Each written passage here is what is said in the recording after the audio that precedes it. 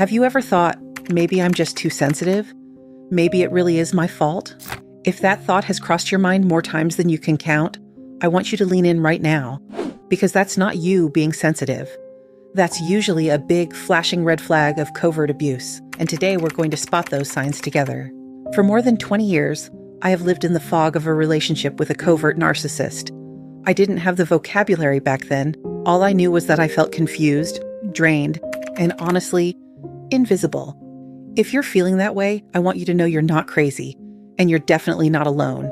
Let's walk through some of the sneaky, subtle signs of covert abuse, so you can see the patterns for what they are. 1. The disappearing validation. They give you just enough kindness, compliments, or attention to keep you hooked. But it's inconsistent. One day, you're their whole world. The next, you feel like a burden. That push and pull leaves you constantly chasing the version of them who used to be kind. 2. Gaslighting light. This is when they twist your words or your reality in small ways. Maybe you remember a conversation, but they insist it never happened. Or they say, you're remembering it wrong. Over time, you stop trusting your own memory. And that's exactly what they want. 3. Weaponized silence. Instead of yelling, covert abusers often go quiet. Days of cold shoulders, subtle sighs, or an icy wall between you, without ever explaining why. You're left scrambling to figure out what you did wrong, when the truth is, you didn't do anything. 4. Backhanded kindness. They might do something nice, but there's always a catch. Like bringing you coffee, but then making a sarcastic jab about how tired you look. It's this mix of sweet and sour that keeps you off balance. 5. The martyr act. Covert narcissists love playing the victim. You might try to bring up how you're hurting, and suddenly you're the bad guy for attacking them. They flip the script so often that you start doubting whether you're allowed to have needs at all. 6. Isolation by subtlety. They rarely outright forbid you from seeing people. Instead, they plant little seeds. She doesn't really like you. Or your family stresses you out. Maybe it's better to skip the holidays.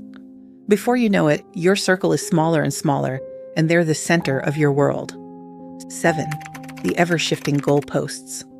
No matter what you do, it's never enough. You cooked the dinner, but it wasn't seasoned right. You save money, and suddenly they want you to spend it on something else. The target moves, and you end up exhausted from trying to win a game that's rigged. If any of these hit close to home, please pause and take a deep breath. I know how heavy it feels to connect the dots, but recognizing these signs is the first step to freedom. When you name it, you take back some of the power that was stolen from you. I had to remind myself, God did not create me to live small, silenced, or afraid. He created me for joy, peace, and freedom, and He created you for the same. Spotting the signs is not about blame. It's about breaking free from confusion and stepping into truth. So here's my challenge for you this week. Grab a notebook, and every time you notice one of these patterns, jot it down. No judgment, no editing. Just the facts. You'll be amazed at how clarity starts to return when you see it in black and white. If this video helped you, please hit subscribe so you don't miss the rest of the Spot the Signs series. We're going to keep peeling back the layers together, and I promise there's hope, healing, and so much strength waiting on the other side. Take care of your heart today. You're not alone in this. I'll see you in the next video.